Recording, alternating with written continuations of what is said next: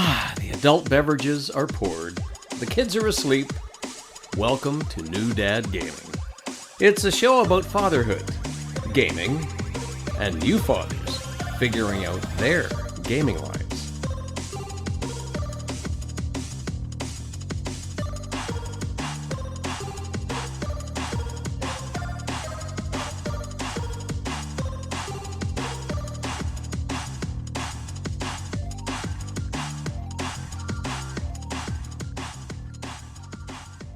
The adult beverages are poured. The kids are asleep. Welcome to New Dad Gaming, a show about fatherhood, gaming, and new fathers figuring out their gaming lives. My name is Trevor, and I have a 9-year-old and a 7-year-old. And I'm Jeff. I have a 14-year-old and an 11-year-old. All right, we're coming in hot. We are not planned. We have nothing. We have not seen anything of which we're about to talk about. Just going to wing it. Just going to wing it. Not everything can be organized. We're going to try to have some fun here today. The Game Awards for 2024 officially dropped. That might have already crossed your news feed. There's been, I've at least seen some scuttlebutt about some controversial choices, which I'm hoping we'll get into. Yeah. But the entire purpose of today is sight unseen. We're going to choose a couple categories and just kind of talk through it from a gaming dad perspective. What I am hoping that you put this show on your back and you've actually seen most of these games. Because... Why, Trevor? Have you not played any of these nominees? Is that what we're saying?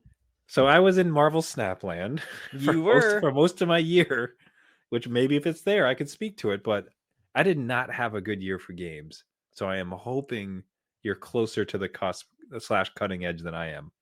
We'll find out. Yeah. And also, one programming note is I'm really trying to avoid, because again, one of the best parts is talking to fellow gaming dads, which, by the way, at New Dad Gaming, newdadgaming.com, Blue Sky, X, Instagram, Facebook, anywhere you can find us. Talking to dads is one of the greatest parts about this show.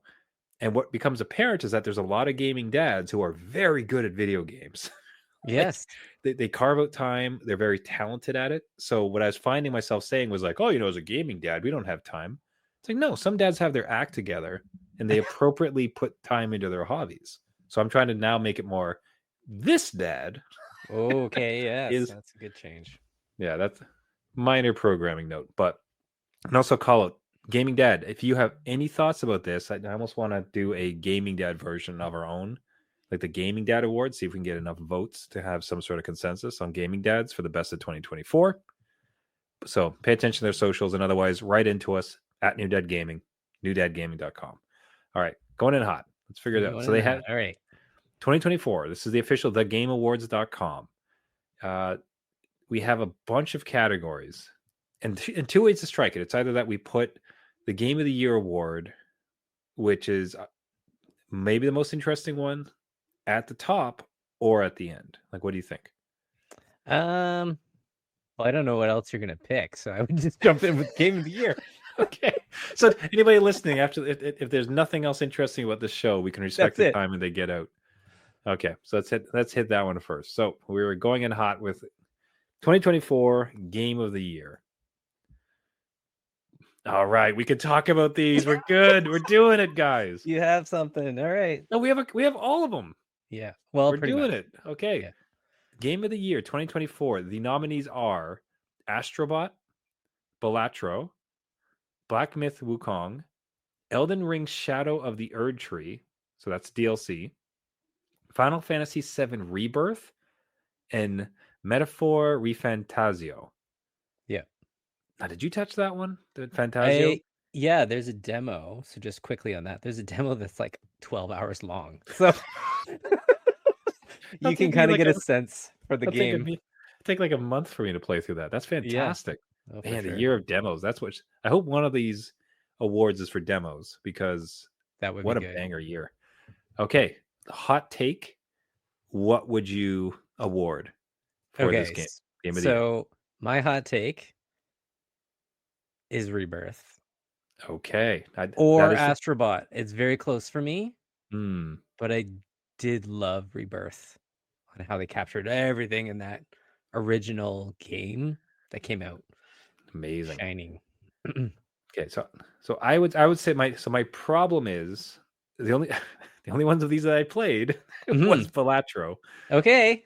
No, but that's not my choice, honestly. Oh, Because real talk, like Astrobot, I have seen enough of it. I saw your enthusiasm for it, and like we've talked enough that like I know what Jeff enthusiasm is worth.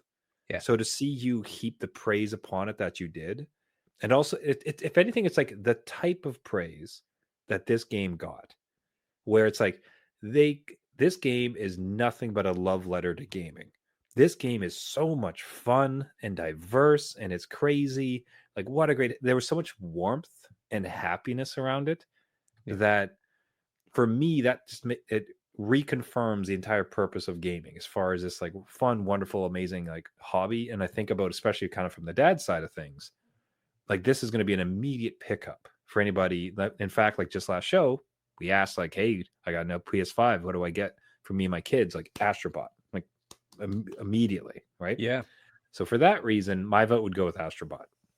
Yeah, no, and that's again, they were very close to my Rebirth pick.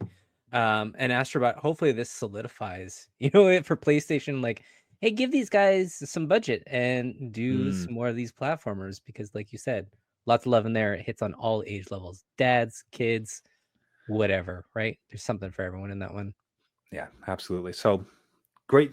So I think this is a really cool. Let's get into it a bit as far as like the quote unquote controversy. Yeah. And I would be interested in, because you have played this. So Elden Ring Shadow of the Erd Tree is DLC, Mm-hmm. and yet it sits amongst all these other full games. Now, being someone who's actually no, well, you were much deeper into Elden Ring than I was, and you purchased the DLC, if I recall. Yeah. Still haven't Okay. beat it, but I'm close. You're in dad time. It's okay. Yeah. What is your take on seeing this in this list? It honestly doesn't belong. Okay. It doesn't, like, And this is coming from a place of love too, which it that's does. that's good to hear. I love Elden Ring. I love the art and style of Elden. It's just more of the base game, which is amazing, right? Like you already had such a great showing. You just built on that. Awesome.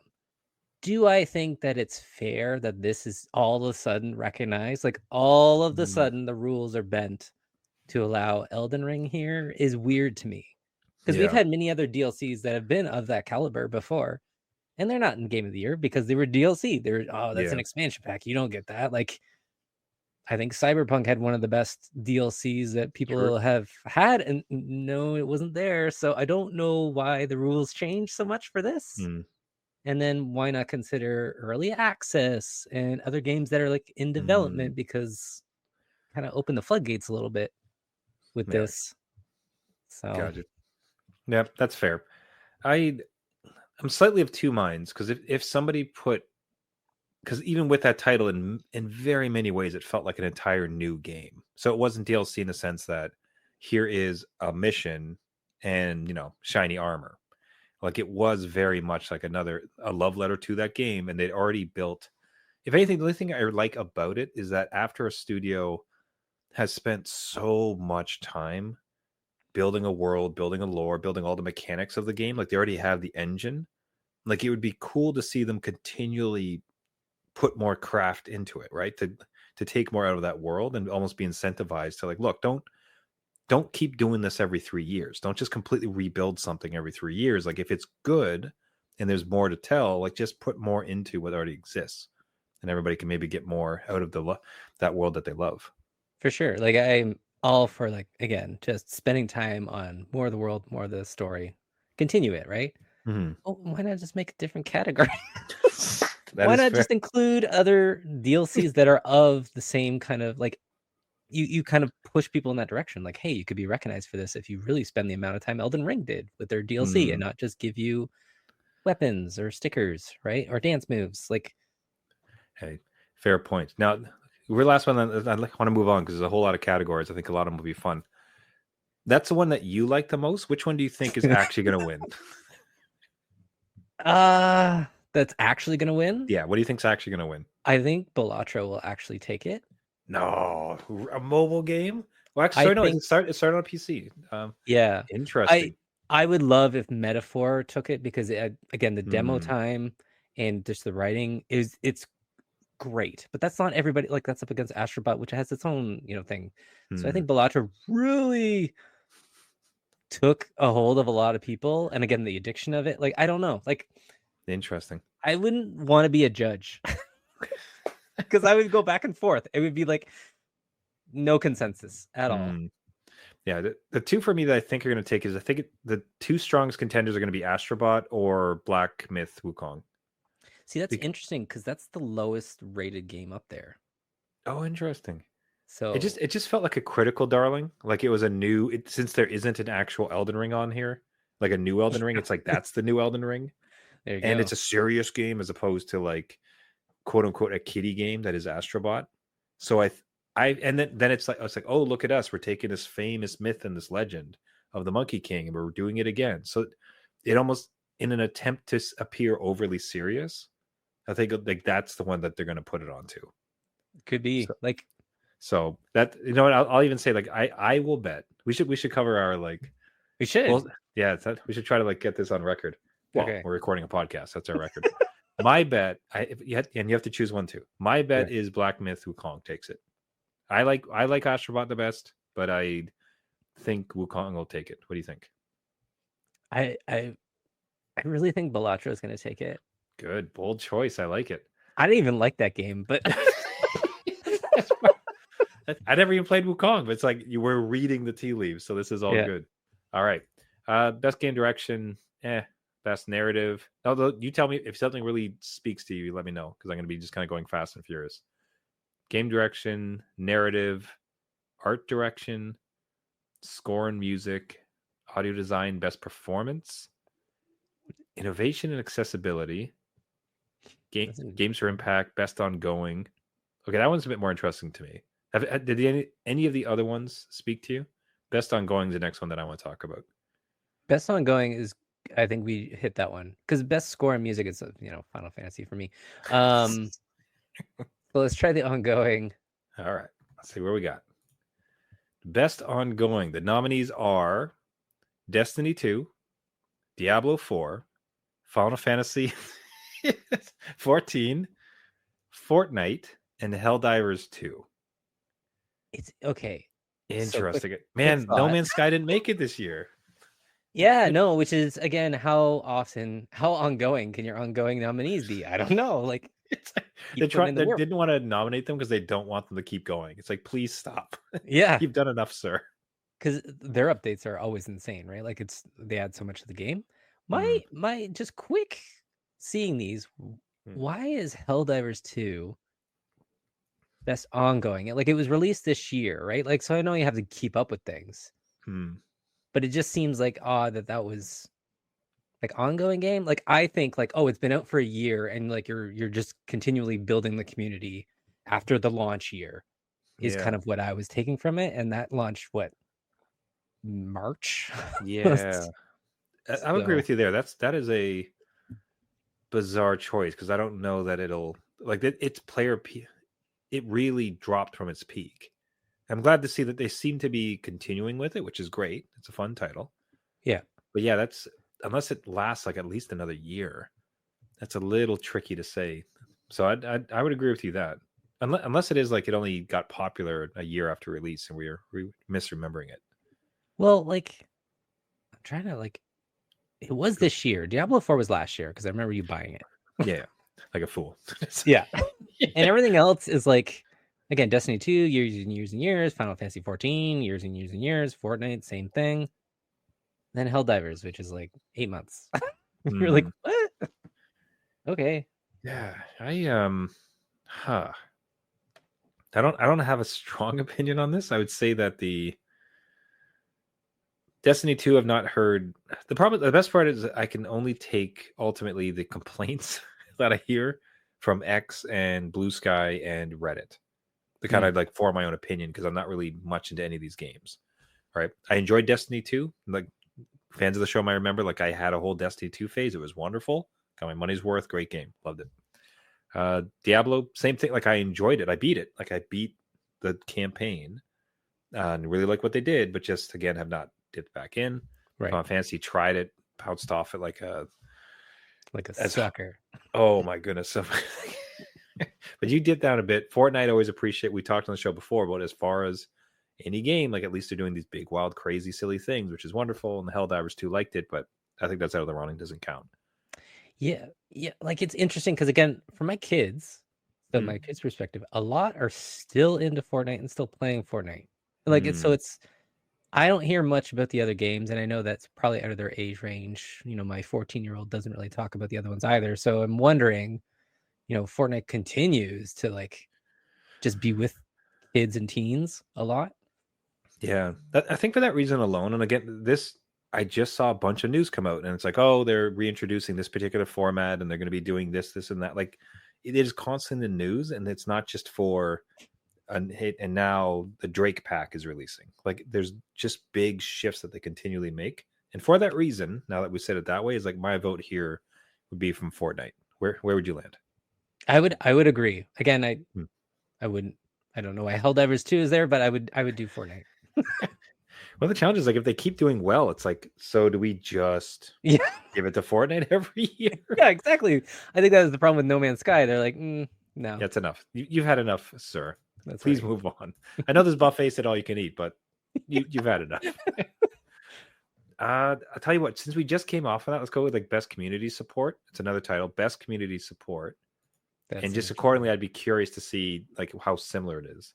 Okay, there's a No Man's Sky. Okay. So in best community support, which is fairly adjacent to what we just talked, Baldur's Gate 3, Final Fantasy 14, Fortnite, Helldivers 2, No Man's Sky. Okay. I'm reading the description above, and I'm wondering what the description was different in the other one, because this one includes game updates and patches. Oh, I thought it was more like the gaming community of each of these titles and how they kind of like welcome new players or help each other out. Yeah, so best ongoing. That's a really good point. I should read what exactly it means as opposed to our understanding. Awarded to a game for outstanding development of ongoing content that evolves the player experience over time. Okay, I think we still need it. This is for best ongoing. Yeah. Now I'm wondering what's the difference between this and the other one, because it's like game updates and patches kind of covers some of that. No, because the other one's talking about how like new worlds, like DLC, like new content, or like, okay, we have a new season, and for this season we want you to hunt this particular thing. So engagement of the community to get them going. This is about support, transparency, responsiveness, inclusive of social media activity, and game updates, patches. So who's listening to the community, interacting with them, and having like that dialogue and having it reflect in their game. So I can't answer this. I don't honestly, I just have no idea. Like, I don't follow these folks on Twitter, so I can't really say what any of these would do. No Man's Sky, I mean, they keep putting out content, but it's not necessarily they're always fixing things. They're very good on social, but they're not really transparent. They do a secretive drop, right? Yeah. And you're supposed to guess. So it's very engaging, but it's not like very transparent. Tell you what, if anything, I would say then it's kind of Helldivers 2. Because I'll give you this pitch. Like, they would put something out and it's like, hey, everybody, this week, if you kill this many bugs, we're going to do X, Y, and Z. And then it's like, don't forget Commander Orange Face. Like, he's the craziest guy out there. Like, I saw all this like back and forth that kind of made this. There was this fun, almost antagonistic relationship between them in a fun way. Yeah, between the developers and the players. Like, there's one like overlord of the content that like was named, and it's like, oh, this is that terrible guy that puts up these really hard bounties, blah blah blah. So for that reason, I'd probably give it to Helldivers 2. Yeah, I could see that. Again, at their launch, they worked really hard to, keep everybody updated and respond to a whole bunch of bug fixes. I will also put Baldur's Gate 3 in there because they have been extremely good at responding to people, developing and delivering patches is on like an ongoing basis that kind of change and tweak the game and they included mods. So a whole mod platform that is even on PS5, so console mod support is excellent. Cool. And I don't know how they did that with a D&D license, because essentially you can create your own D&D experience. So that is super. Okay, so those are two very cool, really good ones. Yeah. Okay, excellent. Glad we got into that one. The others aren't good, but those are the okay. Here we go. Best independent game. Oh, okay. I'm excited for this one. Just to see what's there. Yeah. Okay, man, good choices. Well, sorry, 3 of them at least. Animal Well, Balatro. Oh boy, can't wait to say this. Lorelei. That sounds right. Lorelei and the Laser Eyes. Neva, and then UFO 50. Okay. Yeah, I've Man, only so heard of the first two. you haven't heard of UFO 50? No.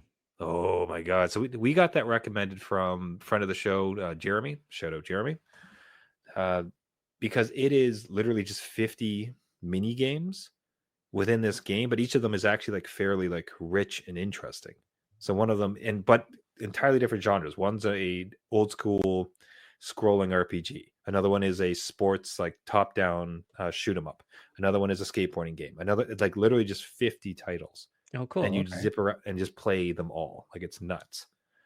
And just the aesthetic is exactly as you see. Like it's cartoony and blocky. It's a callback to the old days. So it's basically UFO 50 was like purchasing an old Atari system that came with a suitcase full of games, and you're just sitting there slamming in all these That's not fair because the games are better than that.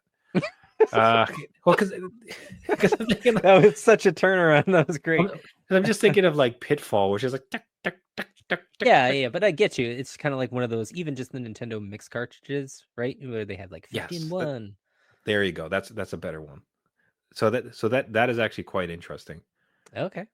So for that reason, I would give it to UFO 50. And like the problem is like I keep wanting to not giving it to Balatro. I don't know why. Because mobile games got to come up, and that for me, like that's an immediate win. There's best indie game that's coming up, and for me, that's Balatro. Likely, we'll have to see what it is. Animal Well, sorry, you go. No, Animal Well is a good one that was made by or at least fronted by the YouTuber Donkey, who had a huge audience, and then created this game that was really well received. And I did test it out and kind of bounced off it a little bit, but it's very much a Metroidvania type game. So if that's your jam, this is a great one to pick up, and it does it very well. Balatro, I get you. I get the point. And also it kind of like, it is still poker, so you're basing it off. Like, I don't want to minimize their effort because it is just one person that created it, right? And then published it to all these platforms. So it is great. I am interested in UFO 50 now, or now. Again, these are we're just gonna get each other to buy games.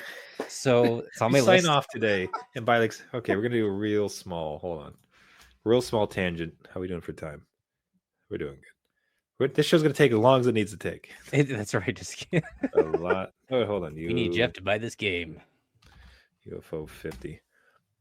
No, Jeremy had recommended I pick it up, and I had not yet. I am going to now after this show. All right, let's see if it. That's funny because it's by the guy that produced Animal Well. Like, oh, there we go. The channel here. Let's see if it can show us. Okay, so here's like this is like the menu screen. I think you might have to earn them. I'm not exactly sure. Like I said, I'm entirely unseen. I will be purchasing it later. But here's all the games you have. Here's 50 of them. So do you know what this reminds me of? Just off the top is just the Nintendo Championship game that we got. That is a good pull. Good pull. So, and sorry, folks, I just really remembered. I'm showing my screen that is showing the UFO 50 loading screen or the game selection screen, and it is just 50, which looks like old discs, like computer discs with like little computer avatars. It's like, what game do you want to play? I scroll a little bit. The first game is looks like a Metrovania style thing. It's a little knight with a sword. Let's get to another game. It's all like NES graphics, like yeah, that's cool. This one's like a Ninja Gaiden one. This one I'd seen a lot about. I think it's like a match game, or it's kind of like a dungeon crawler type thing, but like a block top down one. This one kind of looks like it's a warehouse or something. There's a bunch where like it's a moving box puzzle game type of thing, except you're in a plane. See, this is where I think my kids would really enjoy that because they did like the NES World Champions, and then just like playing a bunch of different little games within the same cartridge or within the same game environment was.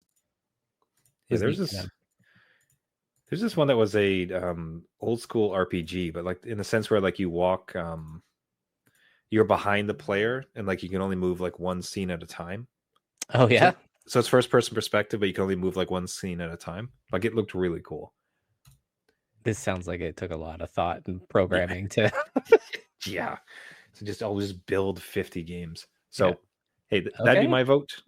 Would you give it to NOL, or do you have a strong feeling on this one for best? Hold on, best independent game.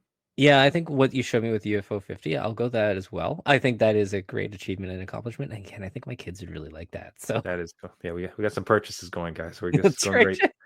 So best debut indie game. Okay, so there's Balatro. Ooh, interesting. So for best debut indie game, for the Okay. best debut game created by a new independent studio, we Yeah. have Animal Well, Balatro, Manor Lords, Pacific Drive, and the Plucky Squire. So here I would give it to Balatro. So the thing about Animal Well, it's like best debut indie game as funded by a multi-million-dollar YouTuber. And it's like, all right. Because it was gonna be, it's like best indie game from Mr. Beast. And like, oh, okay. Congrats, Mr. Beast, on selling 1 million copies. Yeah. Obviously. Yeah. Not to knock it, because what they did was phenomenal. And Right. Yeah. But beautiful. less barriers. Yeah. Yeah, they could have taken a very cheap route and just built like a cash out game, and it seemed like an actual labor of love. So I don't want to be misrepresented there. Yeah. It's cool, but as far as like indie, it's like from a new independent studio. It's like, kinda. Balatro, as I said, I think it's just like a guy took the world by storm, huge success. So that would be my vote for it. I'm curious to see what you think, because I think you got into Manor Lords a bit, did you not? I got really deep into Manor Lords.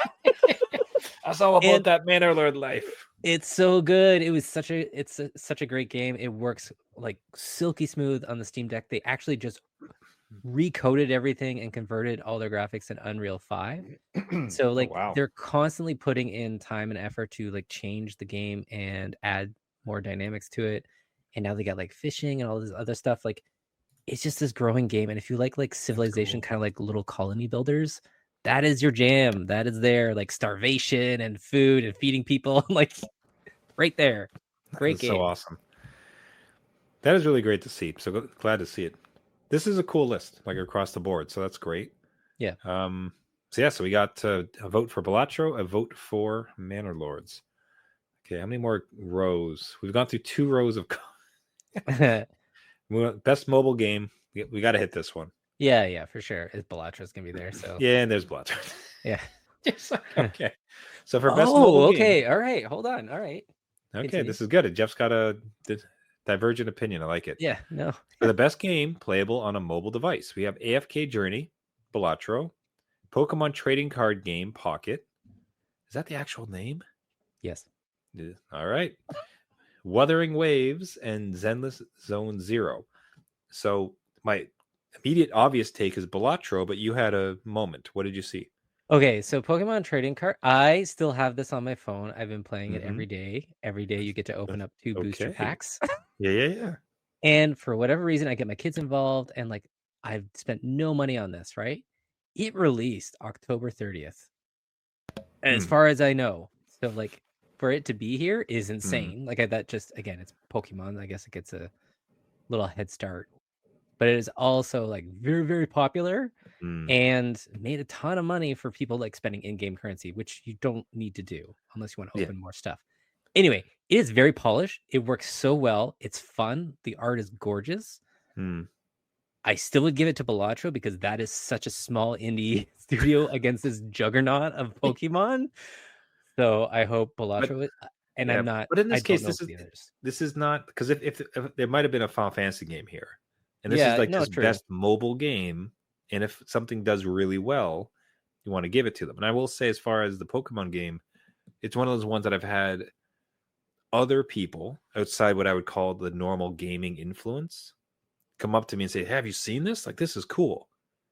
Which to me, like, there's something about that pull when it's not just those like deep in gaming that kind of like start to mess with a game. Yeah. So interesting to see it there. It is a bit late, and it is Pokemon, which is almost sort of like, yeah, right? Of course. So I still give it to Balatro. Could I see Pokemon taking it? I don't think they'll give it because they don't really need it, right? Like they Hmm. could, they don't Just need this.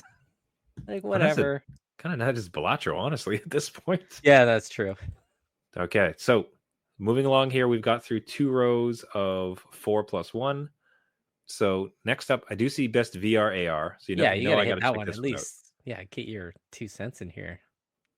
Yeah, I haven't played I any know of these. none of these. So wait. You have played none of these? I Best have VR played AR. none of these. So the None of two, them. yeah. So the two that I can speak to, sorry, that I can speak to 3 of them because I follow this space, quite like heavily. So like I'm at least in the know of these games. None of these are surprise to me. Put it that way. Weakest is probably Hellsinger VR. Okay. Was glad that they did the VR version and actually like translated very well on a very interesting concept. And in some way, like I don't know if you had heard of the game before. Otherwise, Metal No. Hellsinger. Okay, so it's a Doom like shooter, except you do everything to the beat. So Okay, cool. you're supposed. So Yeah, yeah. it's Like Necrodancer. Like exactly just and yeah. or Hi-Fi Rush, I think it was called. Okay, yeah. Yeah, so if you shoot and then you load and then like you get everything and then as you do that, as you're doing these beats, like the metal music starts to play like harder and harder. So all of a sudden, like you Sounds feel like like a really fun time. yeah. So you end up being this like huge badass, like pow, Yeah. pow, pow, pow, just like so people loved it. And the fact, given how well music games work in VR, you could see it. I'll say I started talking about it, like putting it as like this is probably the weakest of it. Yeah. And in fact, I just talked myself out of it. That's actually pretty damn cool. Put it on the list. Yeah. Okay. So Arizona Sunshine remake. What is interesting about that is like they just redid it, right? It was an existing game. It was a very cool game that I think people slept on. So kind of cool to see them give it that redo PSVR treatment. What's that? days, right? Hmm? PSVR days? Like it Yeah. sounds familiar. Yeah. Yeah. However, it's sort of like it's just a coat of paint on like it's like giving it to like the best VR game going to Resident Evil 4. Oh, It's okay. like you're like, yeah, but it's like Asgard's Wrath. This is your Is that like the Skyrim like yes. that kind of level? It is a massive, really well done open world, like something that sucks people, and this just has like endless amounts of content. So people get into this thing and absolutely adore it. So for some really great things about that. Batman, this one set the VR world on fire. Like this was beautifully done. The mechanics are fantastic. It really felt as if people got to put in first person view of Arkham Asylum, like all of like the battle mechanics, everything else, like really translated. So people just like lost their minds for this, and it ended up being a title that was launched with Quest 3 purchases. So if you bought the Quest 3 or the Quest 3S, like you would just get this game. It's a $60-$70 game. And That's interesting. Oh, well, just like as you're talking, I'm noticing gaps too. Like there's no like the Horizon VR game or Gorilla Tag or yeah, things that that's are outside of these all look like graphical intense kind of. yeah. It's not very. I mean, I'd say I don't know that. I think is it Paddle VR or Paddle 11. There's some sort of ping pong game that I play in VR, and it's one of the greatest things I've ever. It is so much fun. My wife adores it, right? And that's just not the type of thing you're going to see here. It seems like on this, for this category, they want the bigger, bolder titles as opposed to something that's just like super, like Gorilla Tag, which looks terrible. It's overrun by kids, but it's unbelievably popular. Yeah. This is why we have our own award show, Trevor. This is why we'll develop our own list. That's right. The Gaming Dad list. Gosh darn it. We know which titles to go for. So Metro Awakening, that is very much like Half-Life Alex. Oh, okay. In the sense that it is just a generational leap as far as what can happen inside of VR. Like people are playing it and they're just like stunned. Like this is unbelievable. So that's like super cool to see. So I think Batman's the shoe-in, basically. Batman, okay. Do you have Batman? You have Batman? No, I got mine, but I got mine refurbished from Meta. Oh, so it didn't come with the title, and I don't feel like spending $70 on it. So we'll see if Santa's good or if Yeah. it goes on massive sale. Okay, best action game, best action adventure game, best RPG, best fighting, best family. So we're gonna definitely get into that. Yeah, it Best is a sim. family one. Before family, do you want to get into the other ones? Do you care about any of those titles? I think they're probably stacked with a lot of titles. We already know Yeah. best RPG again will be Final Fantasy, in my opinion, or Metaphor. But Tell you yeah, what, let's I'm do just that. gonna open it because I just want to see what's in best RPG. Dragon's Why is Dogma. Elden Ring? Elden Ring again. I mean, it is. I guess it's an RPG. We're gonna go ahead and close that down. That's fine. Okay, let's go here. Best family. Best family game. Oh yeah, Yeah, for sure. Nintendo has shown up for the Every first time. In I didn't realize that until right now. It's like, wow, they really. Hold on, I'm gonna close this one. Everybody, we're doing this live, like I said. right. Best action, best adventure, best RPG. We already saw. Best fighting. I don't think Nintendo had anything. Don't think so. Okay, best action. Oh, it's super cool. Space Marine 2. That makes me very Yeah, happy. that's a good one. Okay, best action adventure. Okay, Oh, Prince of Zelda. Persia. Yep, What? Zelda. Yep. So Prince of Persia made it. That's awesome to see here. So best action adventure, Astrobot again. Prince of Persia, cool to see. Silent Hill 2, Star Wars Outlaw, and Legend of Zelda. So the first time Nintendo makes an appearance. So not very well represented so far. Now best No. fighting, Dragon Ball Sparking Zero is Zero. very popular. Yeah. Yeah. Grand Blue Fantasy versus Rising. Marvel vs. Capcom Fighting Collection, Arcade Classic, Multiverses. Yeah, right. Just, sorry, man. It's true though. Yeah. Okay, so best family. I just wanted to see if there was Nintendo had made a appearance somewhere else, and they had in the action, and it does again. And so for best family game, we have Astrobot, Princess Peach. Tell you what, sorry, I've been introducing this every single time. You introduce it. Give my voice a break. Oh no. Well, okay, fine. We have Astrobot. We have Princess Peach Showtime. Great game. Super Mario Party Jamboree. The Legend of Zelda Echoes of Wisdom, of course, and the Plucky Squire, which I've heard great things about, but I have not played. But it's one of those ones where it's like a storybook game, and each page is like a different aspect of 3D or 2D or something. So that looks a pretty cool game to play with, that nostalgia factor in there too. This is a hard one, okay? Because Nintendo's so great at the family space, you can't argue that. And I will say I played Jamboree finally with the kids, and it is infuriating on how much the computer gets ahead of you. Yeah. But it's a fun game for the kids and for family. I'm still gonna give it to Astrobot. I think that is a great game to play with everyone. Everybody in this household loved it. My 11-year-old played through it all. We're currently working on getting a platinum for it just because it's so fun. It's not even work. Cool. You're just no, I want to collect all this stuff. So I would give it to Astrobot, even though Nintendo does give a good run here for sure. Yeah. I think in some ways it would kind of depend on your interpretation of family game. And in one sense, as far as, hey, get the whole family together and laugh and enjoy it. Super Mario Party Jamboree is really the only title. You could give a nunchuck to a grandparent. Yeah. And they would be able to participate with the young kids, and everybody's going to be laughing and good.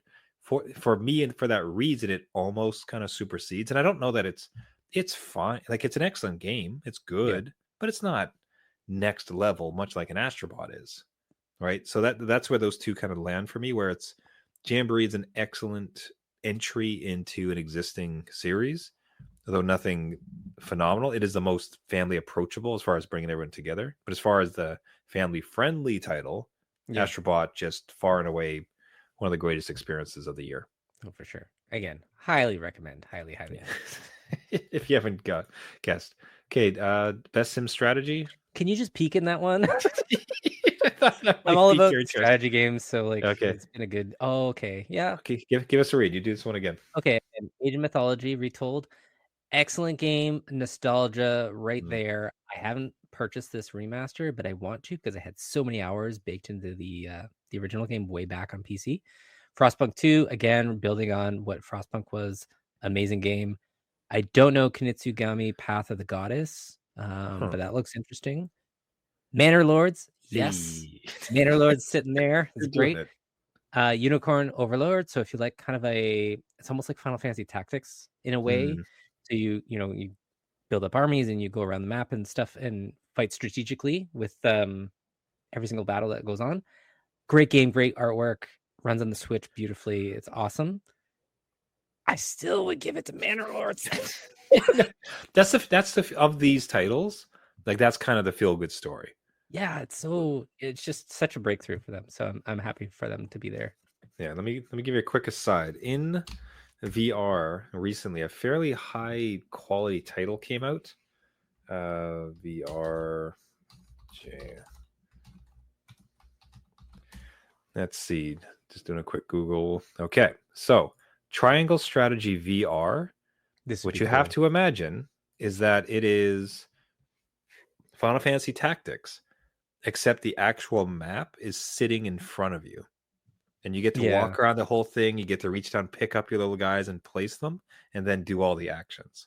I love games like this. So when I had the PSVR, there's a few games like this, but to have it Triangle Strategy, like that kind of caliber of game in a VR setting, it's awesome to have it like a little game board, right? Like it's a little diorama and you get to move around and stuff and literally pick up pieces. That is such a good use of VR. That's what I want. I want more of that. Especially with the Quest 3, like with the pass-through. I'm trying to get like it's a full game, right? Like it's a full game. Yep.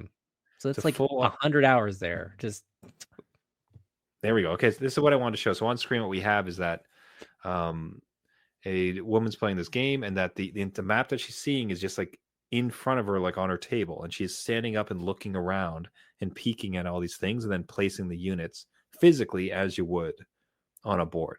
Yeah, I love it. Jeez, man, I might have to pick up this one. This one is cool. It's so good, right? Like I don't even like tactic games. Like I do not like Final Fantasy Tactics, but just how this is implemented makes it very interesting. And sorry, is Triangle Strategy a known property? It's Square. It's Square Enix. So it's like Final Fantasy Tactics, but this. They just whatever the name. I don't know why they named it the way they do. What I meant though is like, was it originally like an SNES or like a PlayStation game, and then they brought it, or it's fresh for VR? To your knowledge? I think it's no, it's fresh. It's on 2D. Like it's 2D.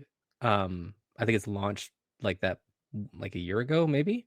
So to see it in the VR space is what I'm excited. I'm like, oh, cool! Okay. Like, yeah. So I'm saying like when they released, it wasn't a VR game, but they ported it to VR. Okay. No, it was on like even the Switch, I think.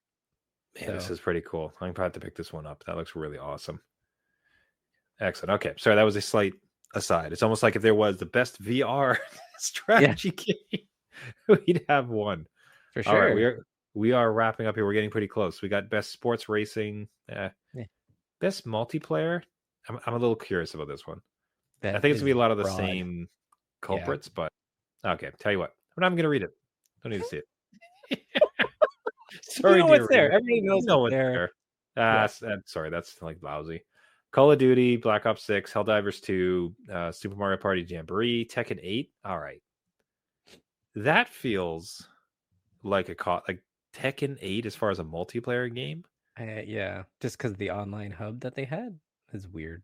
I guess. Did it not make it into fighting and they felt bad for it? No, it's in fighting. I don't understand. I don't know. Okay, I wouldn't put it in multiplayer. I think there's more multiplayer experiences over Tekken, but maybe that's huge. I don't know. Okay, and then Space Marines 2, that's cool to see because there's you can pair up with 4 other Space Marines and stomp around. So, okay, where were we? Best adaptation, most anticipated game. This is going to be Grand Theft Auto 6. Like if that's not in there, then... Hey, look at this. So Death Stranding 2, that's cool. Like that's a nice one. Ghosts of Yotai. It's Tsushima, Ghost of Tsushima sequel. Yeah, excellent. Grand Theft Auto 6. Yeah, of course. Metro Prime 4 Beyond. That's been forever. I didn't even know that existed, really. Yeah, well, it existed like 7 years ago, Trevor. Like we're still anticipating it. So how long can you go on it? It should be in best ongoing, to be honest. Best ongoing non-release. And then Monster Hunter Wilds. Great demo Man, for that one. sorry, say again. There's a demo for Monster Hunter Wild, so it's going to be released in like, I don't know. It Are might you have even gone out. are you excited for it? I really like Monster Hunter World. Mm-hmm. I don't have the time to jump into that kind of game again, and there's an online experience and component to it that you can participate in. It's great. It's great for what it is for monster hunting. There's a lot of time in there, a lot of grinding. Yeah, I would say this one kind of feels like they're just going to give it. If you're honest, it's Grand Theft Auto 6. Yeah, like it's just nothing. All the other ones are soup. People are going to like them. They're going to be great, but there's no game phenomenon that exists like Grand Theft Auto. So this title is basically just Grand Theft Auto 6. Yeah, every other game is moving its launch wherever Grand Theft Auto is. So like, you could tell it's most anticipated. Just good. So that actually kind of wraps it. Like the last ones are like content creator of the year. Oh, we're there. So just open that. Yeah, let's see. Oh, New Dad Gaming. Look at that. New Dad Gaming. Yeah, look. Yeah. So now this is where again, this is just my ignorance. I have no idea who any of these people are, but that means nothing. Know either, but I haven't heard them either from my kids, so I don't know if that says anything. Well, more importantly, none of them know me, so we're fair. We're even. Best esports game. I think we're probably gonna get the usual contenders, but still want to see it. Counter-Strike 2, Dota 2, League of Legends, Mobile Legends, Bang Bang. Interesting. Mobile Legends, Bang Bang. Okay, and Valorant. Best esports athlete and the best esports team, and that wraps it up. That is all of them. That was a lot. Yeah, there's a lot there. A lot that we did end up playing, right? Like you came in here, you knew a lot of these games, or at least had like understood the scuttlebutt around a particular title. I'm trying to think about was there anything surprising in any of them? So that we were happy to see. I will say you squealed at the one time with Manor Lords. Oh yeah, I'm glad that was recognized because it's such a small title. But yeah, and again, Elden Ring being in the DLC, that's weird to me, but whatever. Yeah.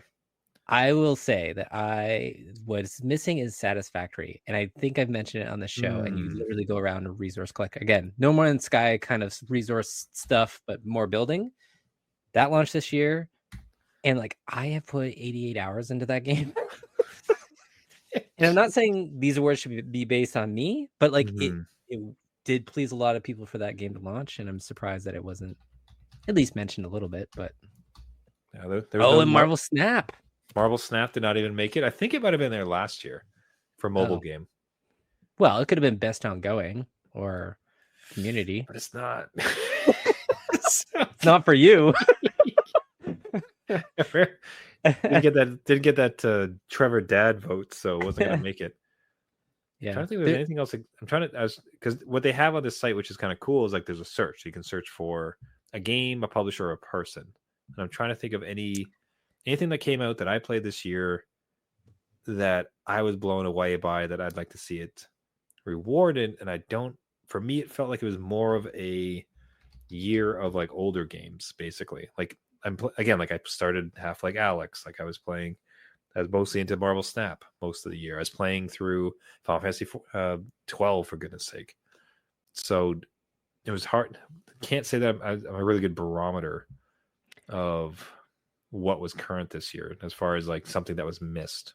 Yeah, again, like I will only draw from what my kids play, and a lot of them outside of Roblox, I will say, outside of that, which again, I'm not sure why that's not mentioned, to be honest, right? It's such a pull for a lot of people. There are other games like Content Warning. So my 14-year-old plays that. That's right. That's a huge one. That was one. massive. That's crazy that didn't make it. Tell you what we can do is go. So the one thing I was doing quick is just I'm looking on my own. Your Steam list. On like my own list of games to see if I have everything. Elite Dangerous didn't make it on there. You should have a sci-fi category, right? Come on. Yeah, I do have like what was great is I did have Helldivers 2. Oh, okay. So that was a game I played. Of all these games, it's probably like the most notable of the ones that I played. What I'm going to do here is go to Twitch. So just live and trying to wrap it up. I'm curious about going to Twitch for just like the most played right now. Yeah, so Pokemon Pocket, Farming Simulator. I mean, Yeah, Dragon Quest of Veilguard. I mean, it came out so late, wouldn't be able to go. Dragon well, did Quest it 3. though? Because like Pokemon, when did that release? I thought Dragon Pokemon Age? like came out near the end of the summer. Oh, I thought it was October 30th. Maybe that was just Canada. Oh, I could see. I'm trying to see like how do you browse my games? This isn't. I gotta be careful on Twitch not to like click the wrong thing Yeah. because it can get dark and weird very quickly. Yeah. Does it? Sorry, does it have any sports game? But that's not Yeah. particularly Yeah. interesting. 'Cause- hold on, let's see. Game director, best ongoing, best community, best family. I don't see sports here. Do you see sports? It's on the left, sports/racing. They kind of like right there. You're on it. Okay. Yeah. There's Yeah, no it's NHL team or whatever. okay. This is the one reason that I was curious if the wrestling game would make it because it was fairly well received. So Oh, okay. 2K24, WWE 2K24. It's one that I'd like to play, but I just don't want to buy it. So I'm waiting it out to see if it'll come on Game Pass. Okay. Trying to find like a list of like recommended games: Grand Theft Auto, League of Legends, Fortnite, Minecraft. I mean, Minecraft didn't get any love, but it didn't really do much this year. No. There's no Halo. Didn't they like massively update? It came a little bit late and it wasn't particularly well received. There's no Starfield. No DLC Starfield in there. That's true. Okay, Snap, Warcraft. See, Warcraft would have been almost an interesting one because like World of Warcraft received a lot of love this year and had some decent playthroughs. So it's almost kind of interesting that it received nothing. Bizarre, I've heard a lot about. Well, that's kind of like, but that's like very. I think it's still in beta. I don't know that you can actually even play it yet. Have you heard of this one at all? No, but that's one of those, again, categories where if something is in early access or beta or whatever, is that anticipated or? Yeah, I think it's early access. I didn't think, but as best I could tell, it's not even wait, download. Closed beta begins October 30th. Yeah. Wait, download for Windows? Yeah, so you have to have like access to it. But I'm seeing a lot of streamers kind of go to it, and it seems like a very interesting game. So that however, I suppose not interesting enough to be in the most anticipated. Yeah, that's where some of those games kind of get lost for me. I think a lot of them are more mainstream. Apex Legends, yeah, definitely not. Rocket League. What was kind of interesting was everything else that came out of Epic. So there was like Rocket League Racing, there was Lego Fortnite. Yeah. None of those seemed to kind of crack any of the lists that we saw, which is kind of interesting. Yeah, that's kind of it. That's all. Liar's Bar, that one's like taking the world by storm. Oh, yeah? Well, sorry, that's an overstatement. It's much a la content. What was the content game that you mentioned before? Content warning. Content warning, a la that. Like that, it's kind of like that. It's a poker game, and if you think someone's cheating, you shoot them. Like it's a whole. Oh, okay. Yeah, it's a fun, silly online game that is getting a bit of notice. So, okay. So what I wanted to see is if we were. I browsed over to talk shows and podcasts to see if we show up on the page. I couldn't help it. We're probably way down. No, again, we're nominated.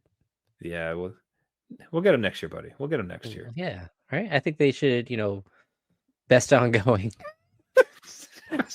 Hey, man, 7 years coming up on 8 years. That'd be worth something. Man, we are really down. Are we even like showing up? Hold on. Nope. We just found out we're not live. We haven't been recording a thing. Hold on. You did. Nope, didn't show up. Interesting. Well, no, we're watching us, looking for us. Okay, we've really gone off the deep end, everybody. Sorry about that. Hey, that was super cool. It was interesting when they started to come out with this sort of thing, but there is now, I don't know how you feel about it, but I feel like there's almost like a bit of prestige around these game awards, and I'm super curious every year to see what they nominate. Like, what is the show going to be about? They've, in some ways, it kind of feels like they're succeeding in kind of, not, I don't want to say they're elevating gaming, but they're creating a space where it's people will tune in to figure out like, hey, this was the best game in XYZ. Like, I don't know. How do you feel about these awards? How many years they've been in? I mean, I think they've developed a good platform for these things, and again, they pull in a lot of viewers, and a lot of game announcements have been made at these awards. I do kind of feel iffy in my mind, in that like they don't really address like the layoffs and the state of the industry, because like again, Hi-Fi Rush was like one of their game nominees, and then that whole team is like gone. So it's like, unceremonious. It feels bad to like. I still want to celebrate and recognize again the people that create the games, Balatro, the Manor Lords, even the people that work on the AAA games, right? Like, you still want that recognition out there, and they've built an incredible like awareness around this Game Awards show, right? Like, that's hard to do in pretty young show. I got you. That's a fair point. We kind of, at some point, if you're not careful with advocacy, it takes away from the entertainment, and at some point they're going to have to strike the right balance of like, because if every time it's like, all right, and this year's worst company for layoffs is, it's like, it's almost like you want a space to do that, but if you are, then it's almost like, hey, congratulations on your achievement, you built the best game available. Up next, here's the worst CEO for gaming, and the contrast just kind of ruins like the celebrate. So if anything, perhaps they're just trying to strike a note that this is a celebration of the greatest achievements in gaming, and trying to leave the kind of more critical thinking to another type of event. Which they absolutely can do, and just maybe have those developers up there speaking to them, right, instead of the top guys, where they're like, oh well, I don't really care. So that'd be interesting. They found some way to like highlight the developers a bit more. That might be a nice in between where I think everybody could feel good about it.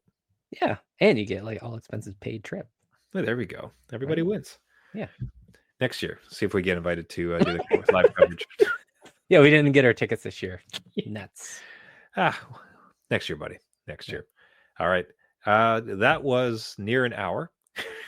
Look at us. Look, we stayed up late for this. Yeah, we gotta go past our bedtimes. Yeah. No, I wanted to go on hot because it was just interesting. It showed up. Jeff and I decided it's like, hey, let's get on. No thoughts, no feelings. Let's review who exactly is nominated. Just kind of do some hot takes, and that was like a blast. That was such a good time. So anyone who managed to get this far, thanks so much for listening along with us. If you have a hot take, we'd love to hear from you. So reach out to us at New Dad Gaming. You can find us on Instagram, Twitter, Blue Sky, Facebook, anywhere where you find social media at New Dad Gaming. Otherwise, newdadgaming.com. We'd love to hear your take. If you have any vast differences, if you agree, disagree with us or them, love to hear everything about it. This show itself, if you like listening to it, you can grab us on all the major podcasting networks: Google, Spotify, Caster, iTunes, I think I mentioned, Apple Podcasts, wherever. Just search for New Dad Gaming and you'll be able to find the podcast. What really helps the show is if you do subscribe, and especially if you leave a rating or a comment, helps boost the signal. It's going to help us get onto the nominees next year for best father-based gaming podcast. Maybe. That's right. But until such time, we will be here every week and hope you'll join us. And until next time, my name is Trevor, and I have a 9-year-old and a 7-year-old. And I'm Jeff. I have a 14-year-old and an 11-year-old. Remember, everyone, just because you became a dad does not mean you can't nominate us for New Dad Gaming Broadcaster of the Year. We gotta build a game, so it's gonna be dad-based gaming, best dad gaming category. And then we'll go up on stage. It's gonna be fantastic. Yeah. Awesome, right? Yeah, we'll bring the kids. Everyone will have a great time. We'll bring the kids. All right, everyone. See you next week. See you later.